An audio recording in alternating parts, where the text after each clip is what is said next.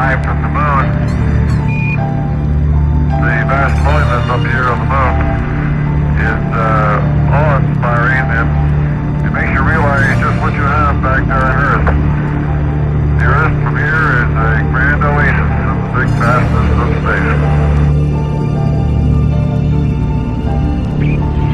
Oh my God, look at that picture over there. There's the Earth coming up. Wow, is that great? Got a color film, Jim? Hand me a roll of color, quick. Oh man, that's great. Where is it? Quick. Oh, I got it right. Oh, that's a beautiful shot.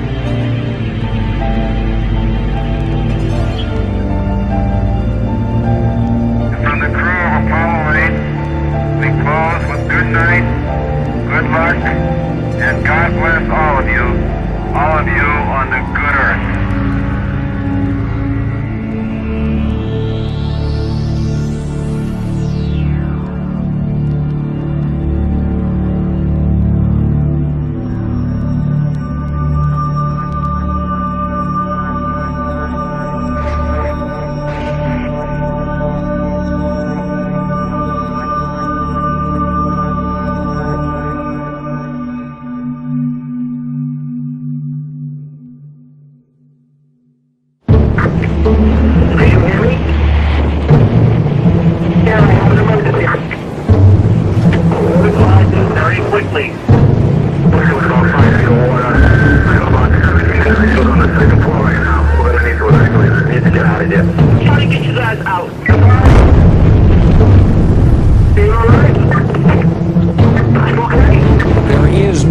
Dramatic evidence of what's happening to our world, and tonight we'll look at the impact already being felt. The red flags about extreme weather we've all endured together all across the globe. We are literally engaged in an unprecedented experiment with the one planet that we know of that can support life. We will respond to the threat of climate change, knowing that the failure to do so would betray our children and future generations. The big question mark is the future, of course, and a new kind of normal.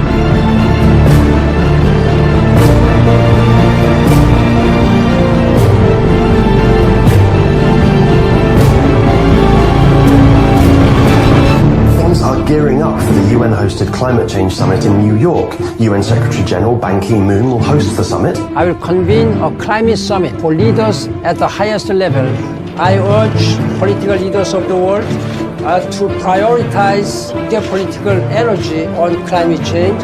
We have to get serious about bringing real commitments to the table for that summit.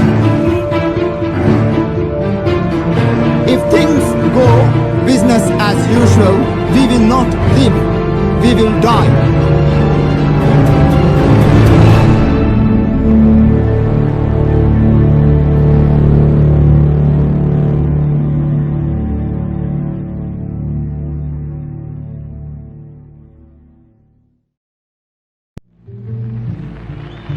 All of the big social movements in history have had people in the streets.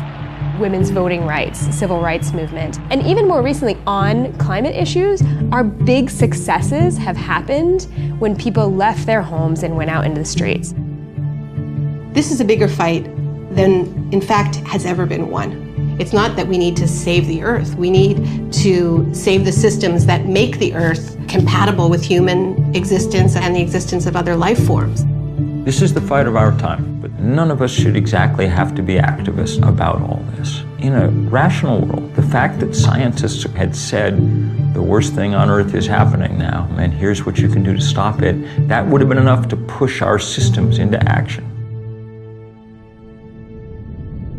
Yeah, of all the things that probably get me most upset, it's when people start presenting climate change as if it's something new. The science behind our understanding of man-made climate change is very, very old and very well established. So the task we've taken on is documenting this history to help us understand where we are, how we got here, and how we can change course.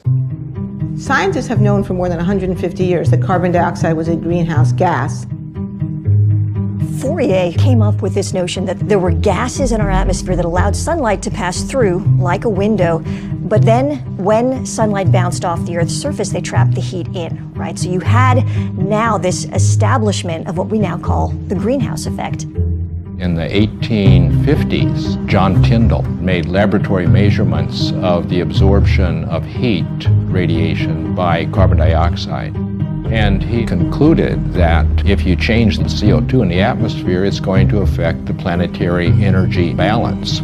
Tyndall was the one who really came along and proved that carbon dioxide was a natural thermostat that helped set our planet's temperature. In the late 1800s, it was the great Swedish chemist Arrhenius who first did the calculations about what would happen as we, as he put it, evaporated our coal mines into the air.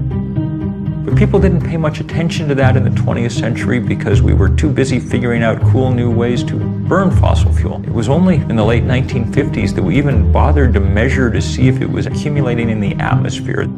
That instrument, which went up on the side of Mauna Loa in Hawaii, is the most important scientific instrument in the world. Beginning in 1959, it found that there was a steadily accumulating amount of CO2 in the atmosphere, the so-called Keeling curve. The Keeling curve is one of the most important pieces of scientific work of the 20th century that shows us that carbon dioxide has been rising continuously and systematically since the Industrial Revolution. Keeling didn't just show that there was an increase in carbon dioxide, he also pinpointed the source. And what Keeling showed so incredibly was that roughly 1 out of every 4 CO2 molecules in our atmosphere today were put there by us.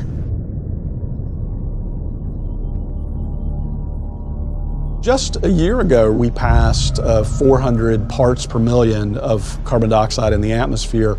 Now, the pre-industrial level was about 280 parts per million. So human society in the industrial era has raised the level of CO2 in the atmosphere by about 40%, and many people fear that before we're done, we're going to double it or even triple it. We're pumping CO2 into the atmosphere at a speed which we have never seen before in modern human history. We are absolutely racing into uncharted territory. In our lifetime, human beings left behind the Holocene, this 10,000-year period, benign climatic stability that coincides with the rise of human civilization. We have crossed a great threshold, and we stand on the edge of others. I remember when the Weather Channel was this kind of like nice, sleepy little station. Now it's like a horror show. The climate is being disrupted. That's not for next year or 1,000 years from now. That's happening right now. What all climate scientists will agree on is that the entire atmosphere has changed. All the atmospheric dynamics has changed. So every event that happens now is in the context of climate change, is different from how it would have been.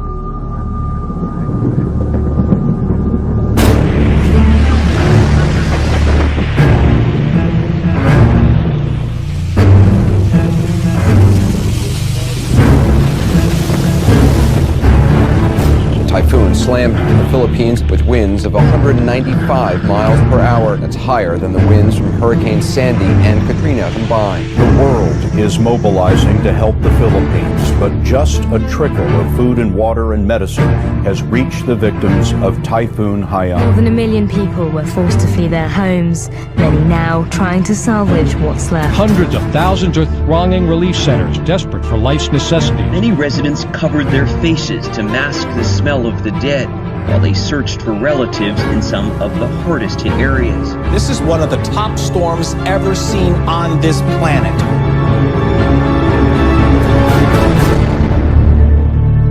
Mr. President, Your Excellency, what my country is going through as a result of this extreme climate event is madness. To anyone outside who continues to deny and ignore the reality that is climate change, I dare them to get off their ivory towers and away from the comfort of their armchairs. I dare them to go to the islands of the Pacific. We refuse as a nation to accept a future where super typhoons like Haiyan become a way of life.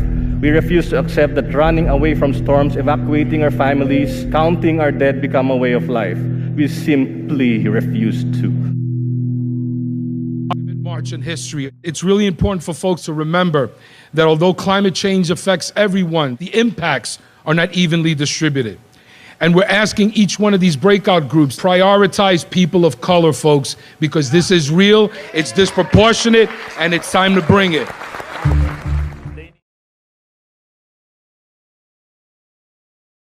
Some experts are saying now that the whole world is heating up because of a global greenhouse effect. Scientists had been saying for a long time that climate change might occur, but 1988 is the year when Jim Hansen and his team at NASA say, both in the scientific peer-reviewed literature and in public, that it's actually happening. The changes in atmospheric composition that humans were making was going to have a big impact on the Earth's climate. The greenhouse effect has been detected, and it is changing our climate now. Hansen's testimony was reported on the front page of the New York Times, and there was actually a bill introduced into Congress, the National Energy Policy Act, to immediately begin to phase out the use of fossil fuels in order to prevent disruptive climate change. And of course, that was supported by the creation of the IPCC, the Intergovernmental Panel on Climate Change, that year. So there was political momentum, there was scientific momentum, there was strong scientific evidence, there was media attention, and then the whole thing kind of fell apart. The Earth Summit, a 12-day, 178-nation conference on the environment, began today in Rio de Janeiro. Battle lines are already drawn between the haves and the have-nots. So far, all the agreements are non-binding, requiring no specific action on the environment. As time has gone on, the scientific warnings keep intensifying, and yet there has been no effective political response. All political efforts to get a handle on this issue have essentially failed. I am the one that is burdened with finding the balance between sound environmental practice on the one hand and jobs for American families on the other. The agreement hammered out in Kyoto, Japan, requires industrialized nations to make substantial cuts in greenhouse gas emissions. The United States actually never ratified the Kyoto Protocol, which is one reason it didn't work. President Bush ignited a storm of controversy when he decided to abandon the Kyoto Protocol, which sets caps on the emissions of greenhouse gases in developed nations. For nearly 2 weeks, the U.S. delegation had blocked proposal after proposal, draft after draft, refusing to even discuss mandatory cuts in greenhouse emissions. Now we switch to the big climate conference going on in Copenhagen. Today, developing countries made themselves heard. People are dying. Led by Africa, 135 nations, including India and China, staged a 5-hour boycott, angry over what they say are insufficient carbon cuts proposed by the world's rich countries. If Hollywood had been writing the story, you know, it all would have come right in the end, and all the nations would have pledged their best effort, and nothing like that happened. The thing was a fiasco, a failure. The frustrations of the last 10 days explode on the streets of Copenhagen. Outside the Bella Center, where negotiators still haven't reached a climate agreement, 2,500 protesters try to storm the hall to make an impact. Nothing happened because the fossil fuel industry was still strong enough to scare nations into avoiding the issue. What happened in Copenhagen for a lot of people was this realization no leader was coming to save us. These things are not separate moments in time. This is all part of one string, and what we're fighting towards in Paris is highly dependent on what happens in September.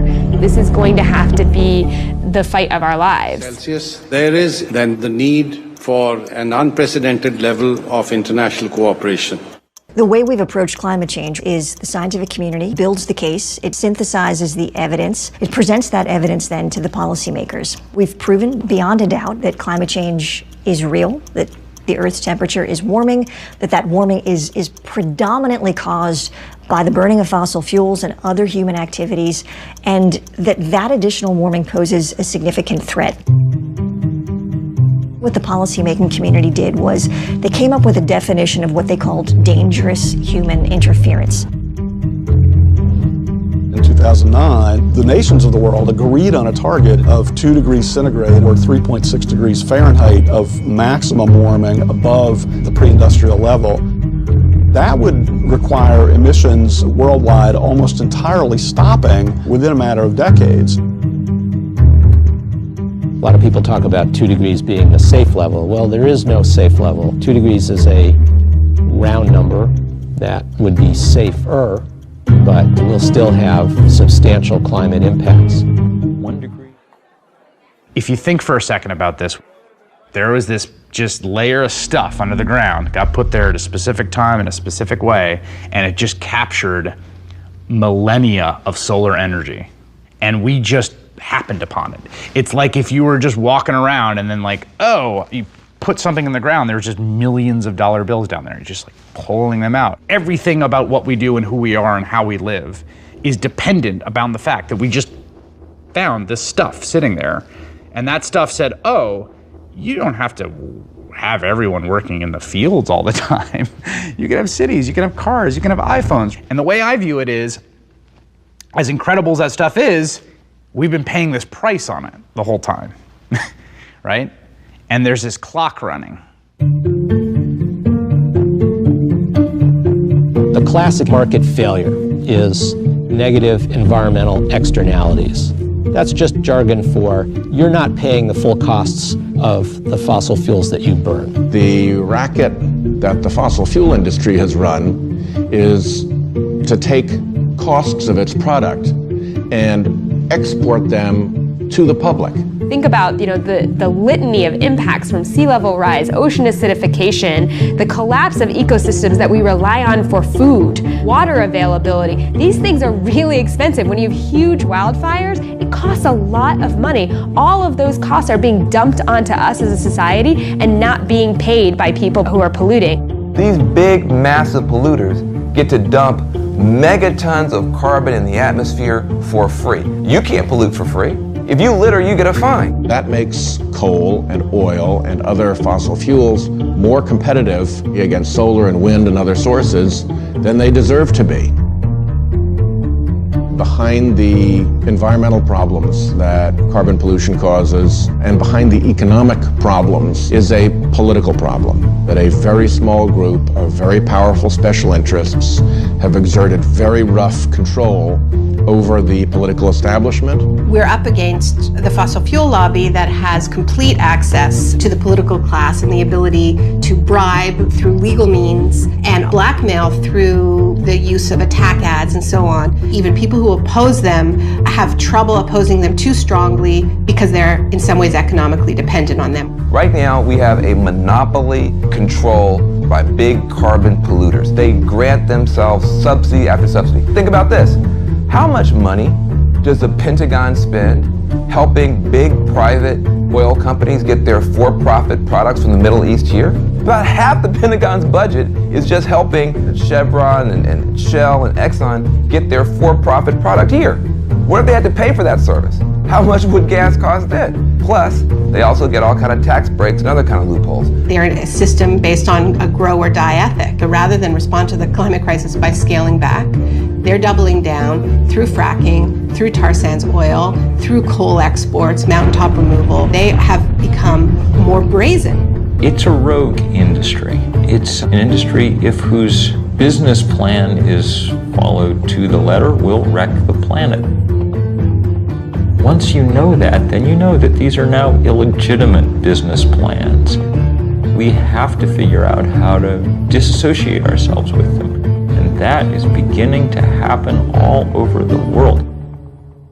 Other politically driven crises. There are so many countries that have been systematically plundered over hundreds of years. And this is often described as an ecological debt, climate debt. The whole idea that there are disposable places was always a racist idea, the idea of sacrifice zones. Just treating people in places like garbage. The place where it's hardest for it to sink in is in the suburban United States. We're insulated against the natural world. That's what the suburbs really are, a way of making you not notice the natural world very much. And we're insulated in those places by wealth. At least we think we are.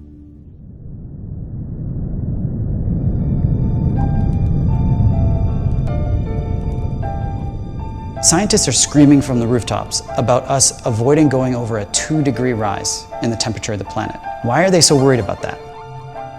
If we go over that amount of warming, there are feedback loops in our ecosystems.